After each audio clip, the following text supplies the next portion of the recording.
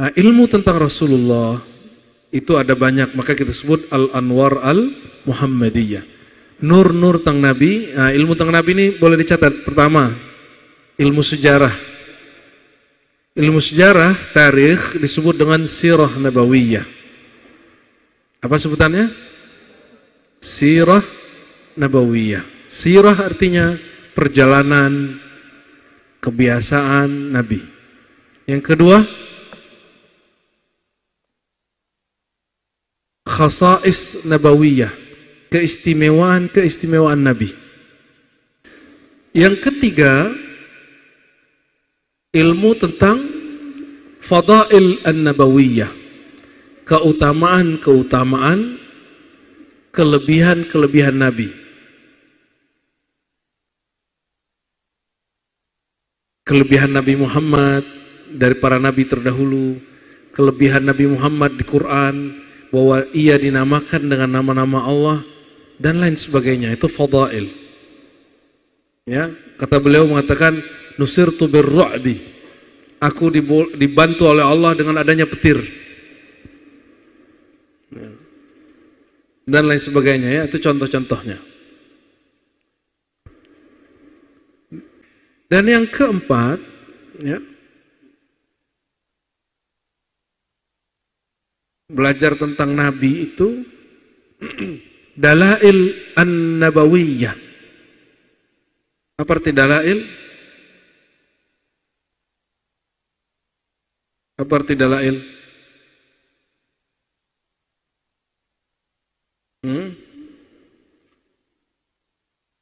Tanda-tanda atau dalil-dalil.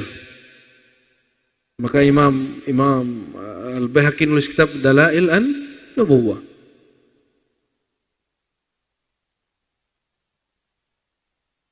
Ada yang membedakan fadail dengan yang kelima, yaitu manaqib. Manaqib an-nabawiyah. Ya. Lalu kita tambahkan yang keenam,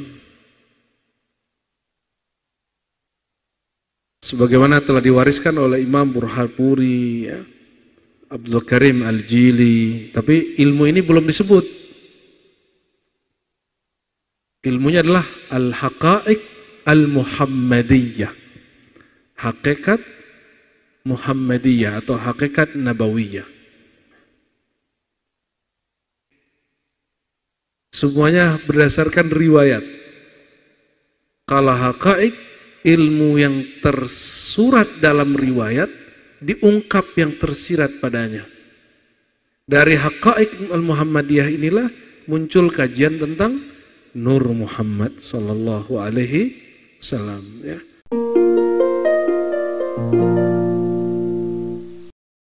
Wa rasuluh. Amma ba'du, Allahumma ya alim alimna ilman yanfa'una. Allahumma ya alim alimna ilman yuballighuna ila hubbika. Ya Allah yang maha berpengetahuan, yang maha berilmu, yang maha alim, ajarkan kami ilmu yang menghantarkan kami kepada cinta kepada Engkau, yang menghapuskan kebencian-kebencian dari kalbu kami. Ya Allah, berikanlah kami ilmu yang bermanfaat, yang membuat kami bahagia di dunia dan akhirat, mengenal Engkau, mengenal kekasih Engkau Sayyidina Muhammad sallallahu alaihi wasallam. Amin ya rabbal alamin. Alhamdulillah, sederhana karena kita buat kegiatan tidak terlalu berlebihan. Memang kita tidak bikin spanduk, kita tidak bikin flyer besar-besar, dan tidak undang pejabat-pejabat karena saya tidak terlalu suka euforia, tidak terlalu suka mungkin masuk ke ujub atau nggak tahulah, orang-orang nyebutnya mungkin syiar, pencitraan, tapi saya tidak suka. Bagi kami cukup yang ada. Siapa yang memang Allah tunjuki jalan jumpa, kita berjodoh jumpa, inilah yang kita kumpulkan. Maka jauh pun pasti jumpa, dari seberang pun pasti jumpa, ya. Tapi kalau sudah tidak berjodoh, tidak muwafaq, tidak ada taufik. Muwafaq, taufik itu artinya kesesuaian. Dekat pun pasti akan pisah, dekat pun pasti berselisih. Satu guru pun pasti pecah belah. Nah, kita minta Allah Ta'ala memberikan hidayah dan taufik. Inilah bedanya, perbedaan antara hidayah dan taufik. Sama-sama berarti petunjuk, namun taufik, petunjuk yang membuat kita selaras hatinya. Nasallallahu al-hidayah wa taufik lana wa li jamil ikhwah wa li jamil muslimin wal musliman. Amin ya rabbal alamin. Alhamdulillah, ini sudah 1447.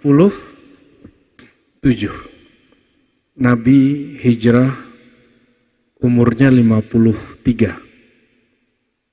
Coba tambahkan 1447 kali tambah 53 tahun. Berapa umur Nabi? Kalau dihitung sampai hari ini 15 lebih dikit. Ini ketahuan anak filsafat gak suka. Ini jurusan filsafat tapi tersesat. Senior saya ini. 1447 tambah 53 berapa? Nah, 1500. Lewatkah? Lebihkah? 1510, 1501 itu berapa? 1500 pas. Betulkah? Ya betul lah. Siap-siap ya, ini sudah 1500. Kalau sudah 1500 umur umat Islam, karena dihitung dari lahirnya Sayyidina Muhammad sallallahu alaihi wasallam. Ini sudah dekat berarti. Karena ada satu riwayat walaupun tidak sahih, namun sesuai dengan isyarat dan ilmu huruf wal adat,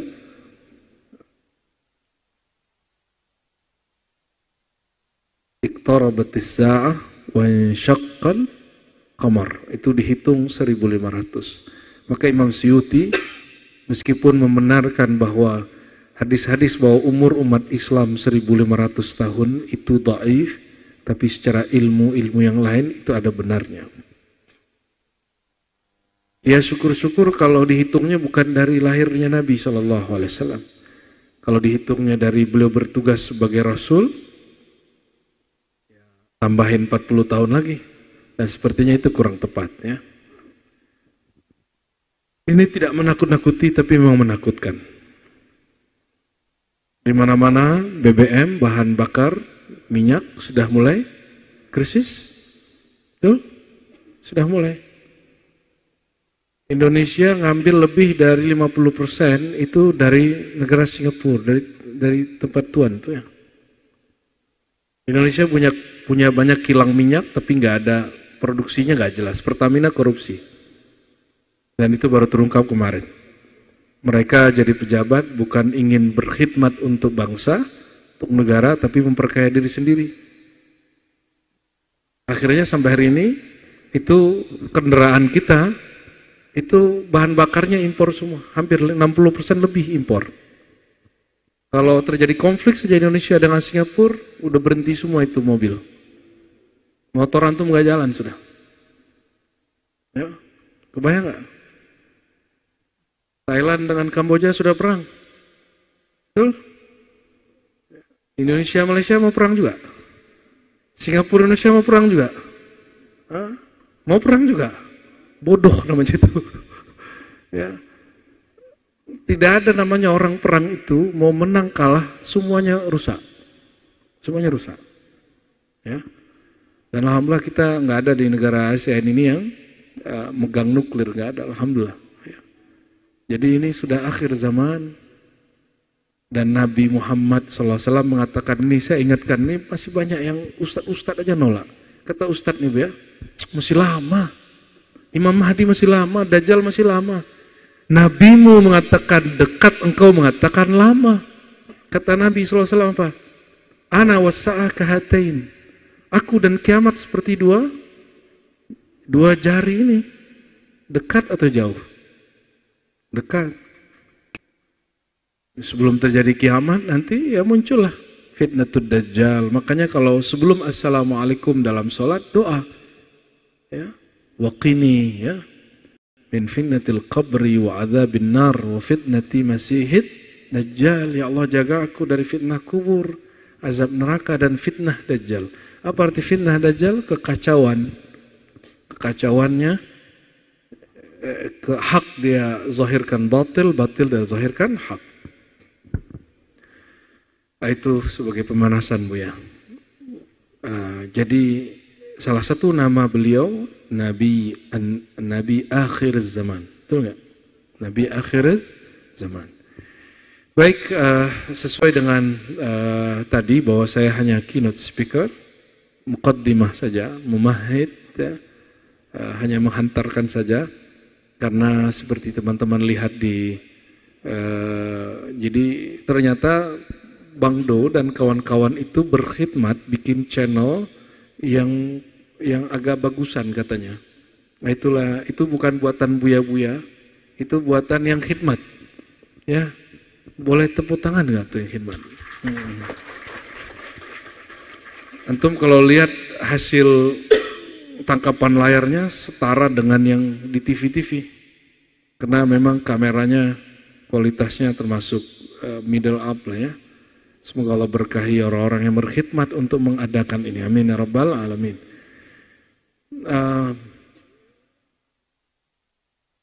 Kalau teman-teman saksikan di layar kaca itu di channel YouTube Ribat, ya, yang muncul sering siapa? Samping kanan saya, samping kanan kiri saya, benar nggak? Ini Buya siapa nih? Buya Aldo, ini, itu,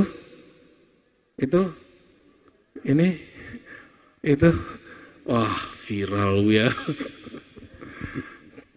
Minimal viral di jamaahnya. Dan kita beruntung, kata Rasulullah SAW, yadullah alal jamaah. Rahmat Allah, tangan Allah di atas orang yang berjamaah. Apa ciri-ciri orang berjamaah? Man jama'at qulubuhum fi mahabbatillah. Yang terhimpun kolbunya karena cinta kepada Allah. Bukan karena cinta ingin show up. Bukan rebutan talqin. Coba lihat buya-buya nih kalau ada orang talqin. Saling dorong-dorong. Kamu aja. Gitu gak? Oh, kalau di luar sana orang berebutan murid. Buya-buya ini sok jual mahal juga dia. Tapi itulah didikan kita. Tidak boleh nafsu cari murid. Karena ilmu ini bukan ilmu yang dibagi-bagi secara cuma-cuma. Ilmu ini mesti dijemput. Oleh karena itu, ikhwafillah, kita berguru itu sebenarnya prototipe kecil. Seandainya antum ketemu Rasulullah, kira-kira gimana? Nah, dimulai dari belajar kepada berguru. Kalau sudah tahu beradab kepada guru, insya Allah nanti beradab kepada Rasulnya lebih bagus. Insya kalau sudah mampu berhusnuzon kepada guru ini kelakuannya macam-macam. Nanti kalau kita hidup di zaman Nabi, kita nggak jadi munafik. Ya, bayangkan Nabi Muhammad SAW ketika terjadi perang, lalu ada ghanimah, rampasan perang, Nabi dapat berapa? 1/5. Orang munafik bilang, enak bener Nabi. Kita yang capek, kita yang perang, Nabi dapat 1/5. Ketika Nabi bagi-bagi, datang seseorang di Sahih Bukhari mengatakan, ya Rasulullah, ya adil. Wahai Rasulullah, berbuat adil engkau. Di riwayat yang lain, ya Muhammad ittaqillah. Hai Muhammad, takutlah kepada Allah. Engkau tidak adil. Itu Khalid bin Walid, Abu Bakar, Umar, Utsman itu sudah mau menghunuskan pedang. Kata Nabi, masukin. Dia masih sholat. Di riwayat Bukhari dikatakan, saya min di hadzal qaum rajulun, ya, akan keluar dari kelompok, dari dia ini kelompok yang mereka baca Quran, yatluna ayatillah, baca Quran tapi tidak tembus hanajirahum. Jangankan ke dadanya, sampai ke tenggorokan kerongkongannya nggak tembus. Dan itu di akhir zaman maka muncul banyak orang tidak bersanad buka rumah tahfiz, hati-hati. Saya tidak anti rumah tahfiz, kita masih ada binaan-binaan rumah tahfiz. Tapi bersanad, bersilsilah kepada Rasulullah SAW. Ada juga rumah tahfiz bersanad, tapi membid'ahkan thariqah, membid'ahkan maulid. Kita tanya, mana sanadmu? Ketika dia buka sanad, ternyata silsilah sanadnya kepada ulama berthariqah, ulama yang suka buat maulid. Berarti dia pengkhianat kepada imam-imamnya. Nah, seandainya antum hidup di zaman Nabi, hidup di zaman Nabi ini, Nabi Muhammad SAW, ibu, pernah melamar 30 perempuan. Itu kalian gila gak dengarnya? Nabi pernah melamar berapa? 30 perempuan. Laki-laki, ente pasti cemburu. Ada panglima perang, jenderal, habis perang mengalahkan Huyai bin Akhtab, dia ambil putrinya Huyai bin Akhtab, Safiyah. Udah mau diambil, udah mau dijadiin istrinya. Dicegur sama orang, anak raja, anak pimpinan kaum, hanya cocoknya untuk pimpinan kita bukan kamu Rasulullah. Sudah dia mau ambil, diserahkan ke Rasulullah SAW. Kalau antum hari itu mungkin jadi orang munafik berkali-kali. Ini jatahku nih diambil Rasul nih. Ya. Kalau kita baca hadis-hadis Nabi, sisi manusia Nabi itu lebih apa ya? Lebih dinamis, lebih unik. Dan agak takut kita kalau baca. Ya. Jadi ada teman-teman kita ngumpulin hadis-hadis aneh, ternyata diambil dari situs Faith Freedom. Bahwa Nabi ini hypersex, Nabi ini suka kacau lah itu. Itu mereka terganggu. Dan itu semuanya dari Sahih Bukhari, Sahih Muslim. Saya nggak bisa ceritakan semua, ya. Saya kalau cerita semua, antum bukan gila lah tentara itu, ya. Maka wajar orang bilang Muhammad gila. Siapa yang ngomong begitu? Munafik. Muhammad majnun. Tapi Nabi Muhammad yang begitu, tiba-tiba ada yang sakit sembuh sama dia. Apa kata mereka? Oh, Muhammad kahin dukun. Nabi Muhammad kemudian bilang di situ nanti ada ini, ada ini, ada ini. Besok bilang Muhammad peramal. Berat jadi Nabi Muhammad SAW. Itu sebabnya pewaris ilmu Sayyidina Muhammad SAW pasti dituduh dengan semua tuduhan itu. Dhalalim mubin, sesat, sahir, penyihir, kahin, dukun, peramal, majnun, yang gila. Itu bagian dari mengisahkan Nabi Muhammad SAW. Teman-teman semua, jadi jangan berpikir semoga aku ingin hidup di zaman Nabi. Kalau engkau hidup di zaman Nabi, mungkin engkau Abu Lahabnya, mungkin Abu Jahalnya. Kalau saya Abu Hisham ya, anak saya Hisham namanya. Insya Allah apapun yang ditakdirkan buat kita ini yang terbaik. Ya, Alhamdulillahirabbil. Teman-teman ini kan mungkin mengira Islam itu identik dengan Arab. Enggak, Islam itu tidak identik dengan suku. Maka jangan kaitkan Arab dengan Islam. Jadi kalau onta, padang pasir itu Islam enggak. Sebelum Nabi Muhammad ada sudah ada onta belum? Lagi yang kenceng dong kayak Bang Dik tuh. Sebelum Nabi Muhammad ada, lahir di dunia, itu onta sudah ada belum? Padang pasir sudah ada belum? Paham? Berarti makan kurma, padang pasir, onta itu nggak ada kaitannya dengan Islam. Ya, kebuli itu orang India yang bawa itu. Lalu orang Arab suka. Karena tidak ada rempah-rempah di Arab, betul nggak? Nggak ada rempah-rempah di Arab. Alhamdulillah turun hujannya. Gerimis-gerimis kecil aja. Jadi teman-teman semua, banyak hal yang unik-unik tentang Nabi. Ilmu tentang Rasulullah itu ada banyak, maka kita sebut Al-Anwar Al-Muhammadiyah. Nur-nur tentang Nabi. Ilmu tentang Nabi ini boleh dicatat. Pertama, ilmu sejarah. Ilmu sejarah, tarikh disebut dengan sirah nabawiyah. Apa sebutannya? Sirah nabawiyah. Sirah artinya perjalanan, kebiasaan Nabi. Yang kedua, khasa'is nabawiyah, keistimewaan Nabi. Jadi kalau belajar tentang Nabi, pertama belajar sejarah, yang kedua belajar khasa'is, keistimewaan Nabi yang tidak ada pada orang lain. Contoh, kalau sejarah, Nabi lahir tahun berapa, bapaknya siapa, nasabnya kemana. Kalau bab yang kedua khasa'is, apa yang membuat Nabi spesial? Apa yang spesial pada diri Nabi yang gak ada pada orang lain? Contohnya, Nabi dibekam, darahnya tidak najis. Kalau darah Bang Dik najis, maka sahabat Nabi minum itu darah. Minum darahnya. Nabi buang air malam-malam di satu tabung, ditaruh di bandul-bandulan gitu. Lalu apa yang terjadi? Besok pagi itu botol sudah habis, nggak ada airnya.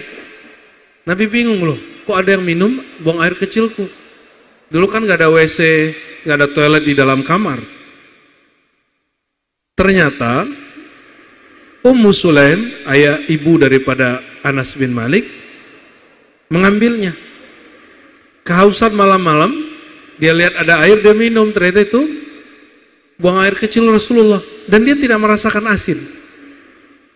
Maka Fudail bin Iyad mengatakan ini khasa'is Nabi, bahwa buang air kecil Nabi, buang air besar Nabi tidaklah najis seperti manusia biasa. Dan ini fikih sebagian ulama-ulama madzhab al-arba'ah, sebagian. Kalau kita buang air kecil najis gak? Najis. Ya, masih banyak. Ya. Kalau lagi ihram boleh menikah nggak? Nggak boleh menikah? Nabi pernah menikah dengan Maimunah, walaupun hadisnya diinterpretasikan lain oleh para ahli hadis. Boleh nggak mematahkan pohon, membunuh binatang waktu lagi ihram? Nabi pernah melakukannya sehari, dan beliau mengatakan dikembalikan hukumnya lagi setelah kemudian Allah cabut sehari. Jadi hukumnya syariat itu ya tergantung suka-sukanya Nabi Muhammad SAW. Itu disebut khasa'is. Nggak boleh ditiru. Jangan nanti Bang Dik pergi haji terus bilang, saya nikahin Maimunah, cari orang namanya Maimunah, mengamalkan sunnah Nabi. Lagi ihram nggak boleh, itu khusus buat Nabi Muhammad SAW. Masih banyak. Yang ketiga, ilmu tentang fadail an-nabawiyah, keutamaan-keutamaan, kelebihan-kelebihan Nabi. Kelebihan Nabi Muhammad dari para nabi terdahulu, kelebihan Nabi Muhammad di Quran, bahwa ia dinamakan dengan nama-nama Allah, dan lain sebagainya. Itu fadail. Ya, kata beliau mengatakan, nusirtu birru'bi, aku dibantu oleh Allah dengan adanya petir, dan lain sebagainya. Ya, itu contoh-contohnya. Sebagian ulama memasukkan fadail ini mukjizat, ya, mukjizat Nabi masuk di situ. Irhasat Nabi, kejadian luar biasa sebelum beliau diangkat bertugas. Nah, ini ada yang memasukkan di situ. Dan yang keempat, ya, belajar tentang Nabi itu dalail an-nabawiyah. Apa arti dalail? Apa arti dalail?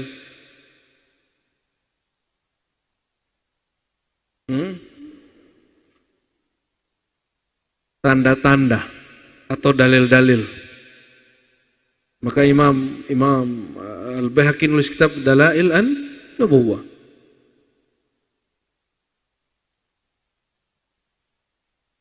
Ada yang membedakan fadail dengan yang kelima, yaitu manaqib. Manaqib an-nabawiyah. Ya. Lalu kita tambahkan yang keenam, sebagaimana telah diwariskan oleh Imam Burhanpuri, ya, Abdul Karim Al-Jili. Tapi ilmu ini belum disebut.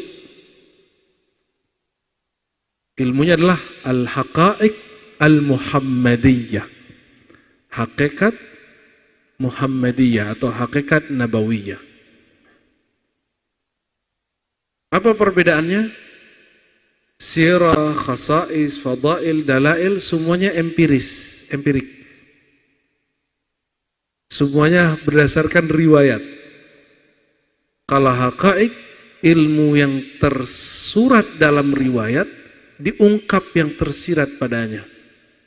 Dari haqa'iq al-Muhammadiyah inilah muncul kajian tentang Nur Muhammad sallallahu alaihi wasallam, ya. Muncul kajian tentang tajalli, ya. Muncul kajian-kajian tentang hal-hal yang hari ini disebut tentang ma'rifatun Nabi sallallahu alaihi wasallam, ya. Oleh karena itu, ikhwafillah, ya, ini ada yang menambahkan yang lain, ada macam-macam, ya. Kita cukupkan yang itu. Mungkin nanti Buya Aldomi nambahin yang ketujuh, gitu bisa jadi. Nah, kita berharap nanti buya-buya ini ngambil salah satunya nih dan menceritakan apa yang beliau bisa, ya. Tuh, sepakat nggak? Ya, kita mau lihat ini benar nggak beliau ini cinta Rasulullah SAW, ya. Man ahabba syai'an aktsara dzikrahu. Siapa yang cinta seseorang, cinta sesuatu, dia banyak ingat kepadanya, banyak menyebutnya. Kita suluk beberapa hari ini latihan cinta kepada Rasulullah SAW.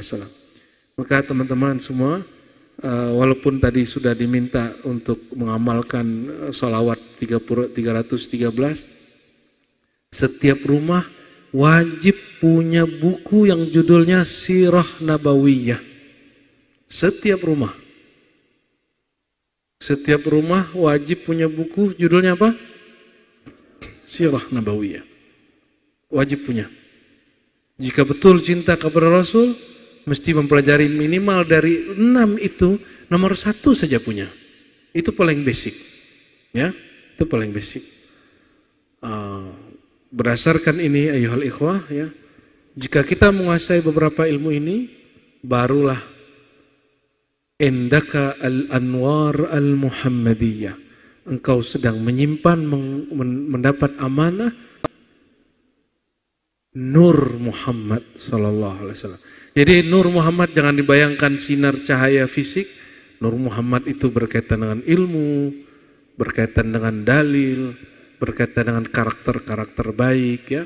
Kita nggak bermaksud kajian Nur Muhammad ini kajian tentang cahaya-cahaya fisik.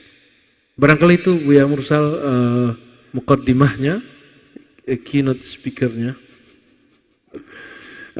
Kita menunggu mutiara-mutiara tumpah ruah dari kolbu buya-buya ini yang mereka simpan, mereka tabung selama ini dalam riadoh-riadohnya, dalam suluk-suluknya, ya.